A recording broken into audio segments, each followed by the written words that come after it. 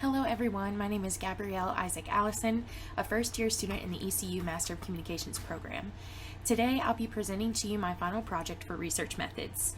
I chose to find a news article that cited a research study. That research study covered the topic, Does Prayer Lessen Depression and Anxiety? This is just a quick overview of what we'll be talking about today in this presentation. Of course, I'm going to be doing an introduction of the news article and the research study cited in that article, as well as discussing the methods used in that study, the results of the study, and some discussion points such as limitations and areas for improvement, and of course, a conclusion. The COVID-19 pandemic was difficult on everyone, but Rob and Carol Cochin presented a unique story about how they used prayer to overcome anxiety and worry. The Cochins had been Christians for years, so when Rob was hospitalized with COVID-19 and Carol wasn't allowed to visit him in person, she turned to a familiar practice to cope with her husband's hospitalization: prayer. Despite flatlining multiple times, Rob walked away from the illness. And Carol says the only thing that got her through that hard time was the power of prayer. Carol's conclusion that prayer made her feel better in the face of potentially losing her husband prompted Kristen Rogers, a reporter for CNN Health, to search for data related to the benefits of prayer on conditions like depression and anxiety. In her article, Rogers cited a 2009 study titled A Randomized Trial of the Effect of Prayer on Depression and Anxiety. In this study, the four researchers, Peter Bolins, Roy Reeves, William Replogle, and Harold Koenig, wanted to measure if Christian prayers specifically could impact the levels of depression, anxiety, and positivity of someone diagnosed with depressive disorder by the standards set forth in the Diagnostic and Statistical Manual of Mental Disorders, or the DSM.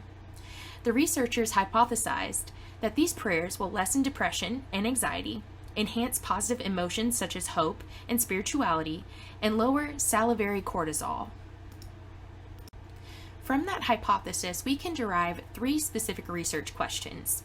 The first, does Christian prayer over time lessen depression and anxiety? The second, does Christian prayer over time enhance positive emotions? And third, does Christian prayer over time lower salivary cortisol levels? Before discussing the methods used in this study, I need to inform you of the variables that are being tested. Because the amount of depression, anxiety, and cortisol levels are hypothesized to depend on the prayer intervention by a Christian lay minister, these levels are the dependent variable.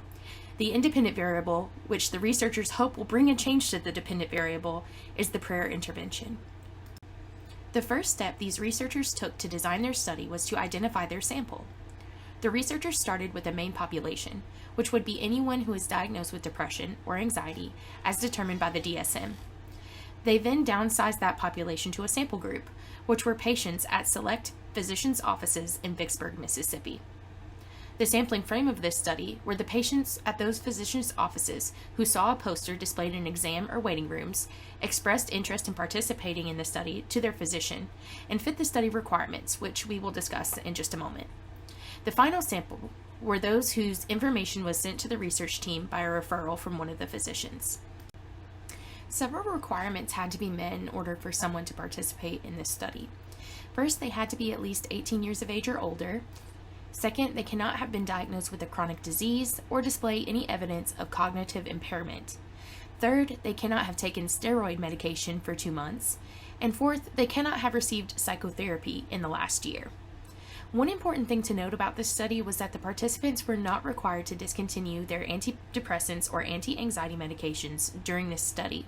This has some implications that I'll share in the discussion section of my presentation. Now that you know more about the requirements to participate in this study, it's time to talk more in depth about the study design itself. The researchers chose a pre-test, post-test experimental design. This means that the tests were administered to both the control and intervention group, both before and after the intervention group received the stimulus, or in this case, the prayer. The use of this design is evidenced by the battery of tests each participant was required to take both before the research began and each week for 6 weeks following the introduction of the prayer intervention. The participants took 4 qualitative tests, which required them to self-report their thoughts and feelings, and 1 empirical test.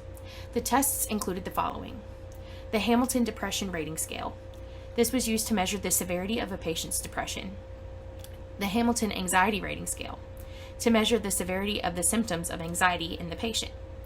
The Daily Spiritual Experiences Scale, to measure the extent to which a person experiences God in their lives.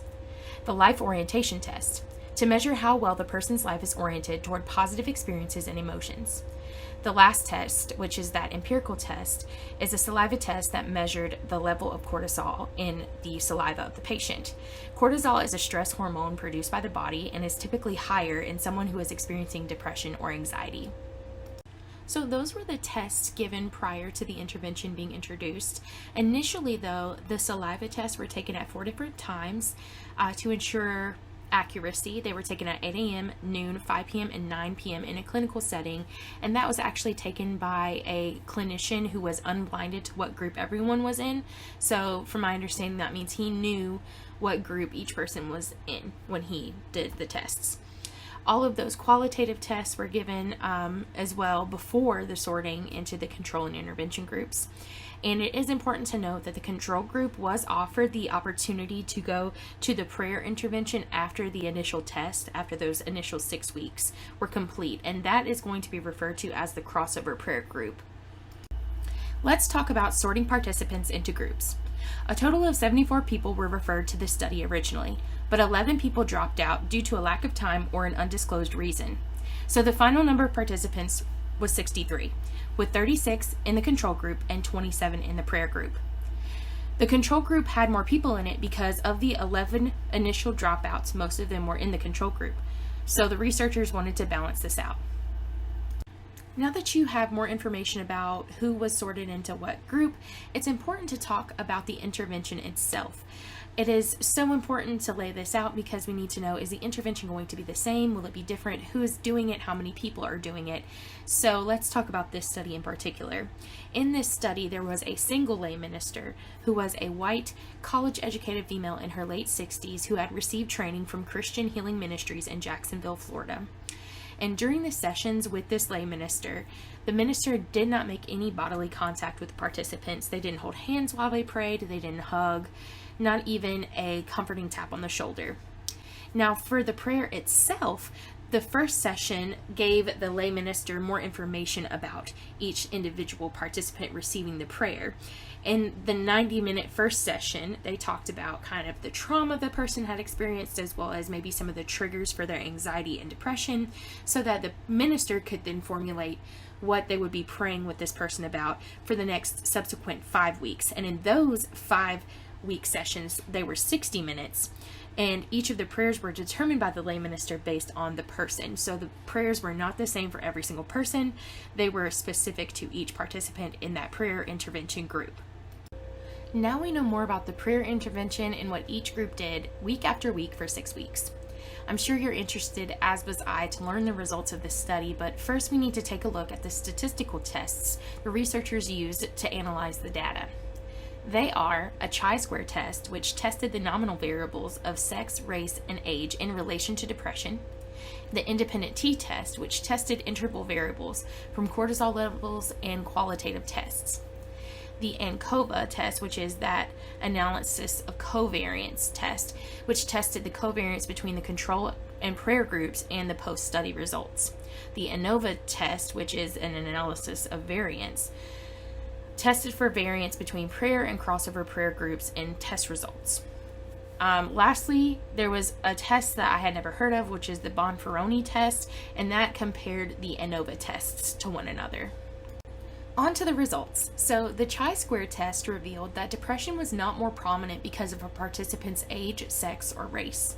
Now, when it comes to the results of those qualitative tests, when comparing the results of the prayer group to the control group, the prayer group self-reported better moods and less depression each week.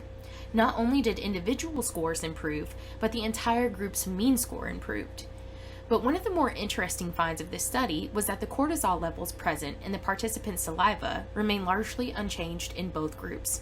So even though the prayer group reported less depression and improved mood, the physiological test did not show a decrease in the stress hormones of participants in either group.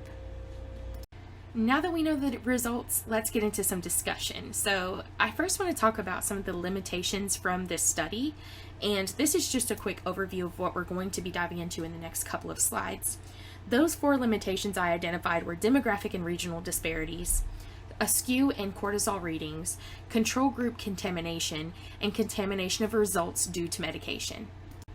When thinking about the demographic and regional disparities in this study, the first thing that I thought of was the disparity in sex, because 95% of the participants in this study were women. Now, women are twice as likely to be diagnosed with depression or anxiety than their male counterparts, but men aren't out of the woods when it comes to troubling statistics about mental health. We see here that men are 4 times more likely to die by suicide, and 1 in 10 men will experience anxiety and depression in their lifetime, but less than half of them will receive treatment for that. Now, this is likely due to the fact that society often has an expectation of men to be manly, and to be manly in a lot of society's eyes is to deny themselves of the problems that they're experiencing so that they can be strong for their family and different aspects of their family's lives.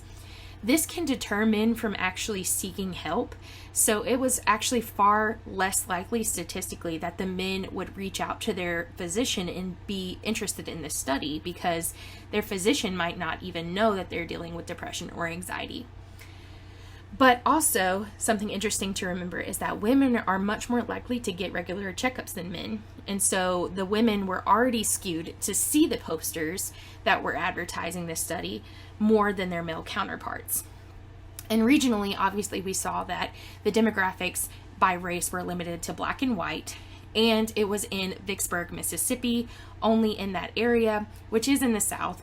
And we do know from statistics that Southerners are much less likely to have health care, let alone psychotherapy care, mental health care. So the number of people who would have seen those posters would have been those who could afford to actually get health care. The second limitation is a skew in cortisol readings. People had to meet a number of requirements in order to participate in this study. One was that they could not be diagnosed with a chronic health issue. There are a number of chronic health issues, but the 2 issues listed here, Cushing's syndrome and Addison's disease, are not chronic health issues, but do impact the levels of cortisol in the body. So it is possible that someone who has gone undiagnosed with one of these health issues participated in this study and was able to skew the results. If they were diagnosed with this issue, we can infer that the physician did not refer them to the study knowing that the cortisol level readings would be off. However, that was not listed in the requirements anywhere. An alternative method of measuring how stress affects the body in an empirical way would be to do brain scans or MRIs, specifically of the amygdala and hypothalamus, which are the areas of the brain that light up when you are stressed. Now, admittedly, saliva tests are much more affordable than brain scans, especially in 2009. But to get the best reading without this skew in cortisol readings, brain scans would have been the way to go. The third limitation is potential control group contamination. I found it very interesting that the researchers neglected to or decided against asking the participants of this study to disclose their religious affiliations. That means we have some questions to consider. Do the participants already pray? Do family members or churches already pray over the participant? There's no way of knowing unless we ask. And the answers to those questions can dramatically change the results of this study, especially for the control group. The second thing that we must talk about is that there is no possible way to stop the prayer minister for praying for the control group. Now, obviously, we know that her prayers were very specific to each person, but that doesn't mean she can't say a general prayer for those in the prayer group that could potentially skew these results. The final limitation is a contamination of results due to medication. As mentioned earlier, participants were not required to discontinue their antidepressants or anti-anxiety medication during the course of this study. There is a reason for that, which I'll talk about in a moment. But antidepressants actually take some time to work, specifically selective serotonin reuptake inhibitors, or SSRIs. Serotonin is the happy hormone. It gives us joy and lives in the brain for a select amount of time before it's reabsorbed into our system. SSRIs work by inhibiting that reabsorption process to keep serotonin in the brain longer and effectively make depressive individuals happy. Now, the reason this wasn't discontinued is likely because of the issue of beneficence. It's up to a researcher not to cause undue harm to their subjects.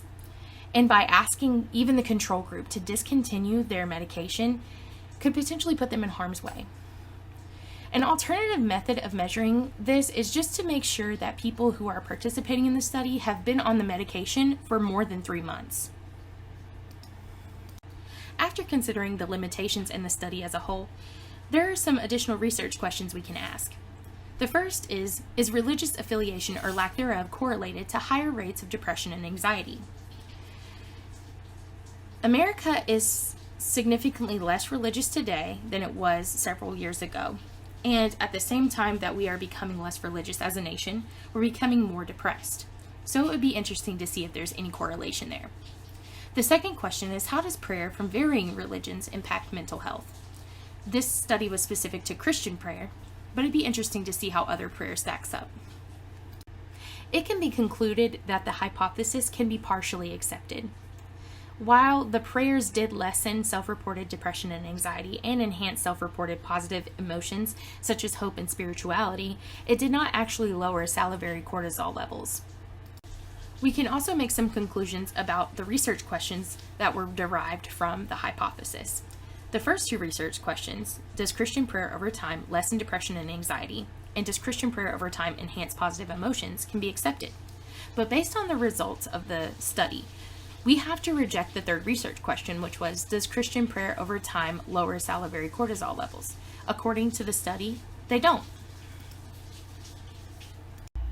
With all of this information and taking into account the results of this study, 3 conclusions can be made. Not all 3 of them can be correct, but they should all be noted. Number 1, prayer doesn't work, but acts as a placebo for mental health. Number 2, prayer does work, but takes some time to change someone's mindset, much like those SSRIs we talked about earlier. And 3 is more mystical. Prayer works, but doesn't impact physical parts of the body and is not empirically measurable. I hope you enjoyed my study. Thank you so much for watching, and I look forward to reading your comments.